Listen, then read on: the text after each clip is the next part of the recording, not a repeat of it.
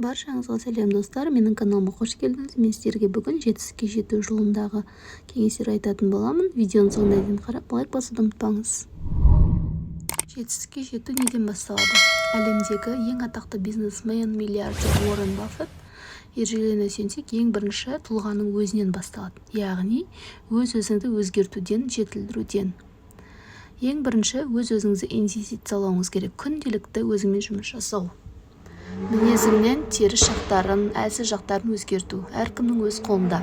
Және де кез келген жерден тапқан табысыңды пайда түседі деген жерге салу. Яғни, кірісті инвестициялау жасау керек.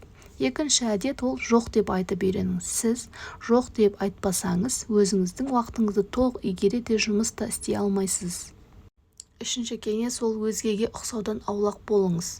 Ешқашан өзгелердің пікіріне сүйеніп шешім қабылдамаңыз. Және де адам өзін басқаларға қарап емес, өзімен ғана салыстыру керек. Тез әрі жан-жақты ойланып шешім қабылдаңыз. Ұзақ ойланып уақыт созғанша жылдам мәселені талдап, сізге пайдалы жақтарын атап айтқанда, маған бұл істен пайда қандай және бұл жобадан қанша кіріс табам деген сұрақтар ғана сізді мазалауы қажет. Алдын ала келісім жүргізіңіз.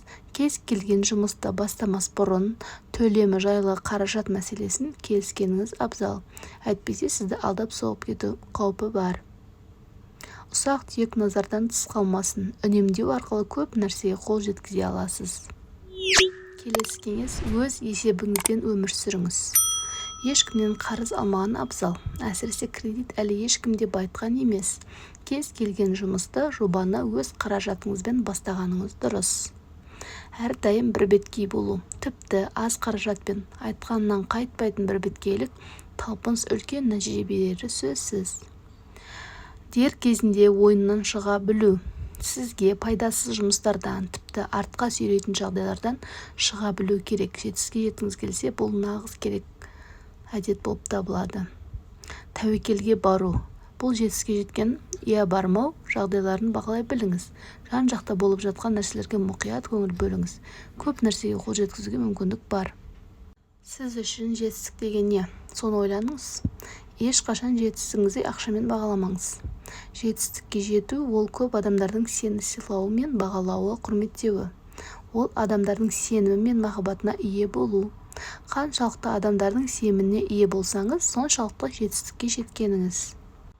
Кез келген адамның жетістікке жетуі өз қолында. Әрине, мүмкіндігінше миллионер болып дүниеге келген дұрыс, бірақ міндетті емес. Кеудесінде оты бар адам барлығына да қол жеткізе алады. Сіздің ойыңыз қандай? Комментарийға өз ойыңызды жаза кетіңіз. Егер де сізге осындай видеолар, пайдалы ақпараттар қызық болса, каналға тіркеліп лайк басуды ұмытпаңыз.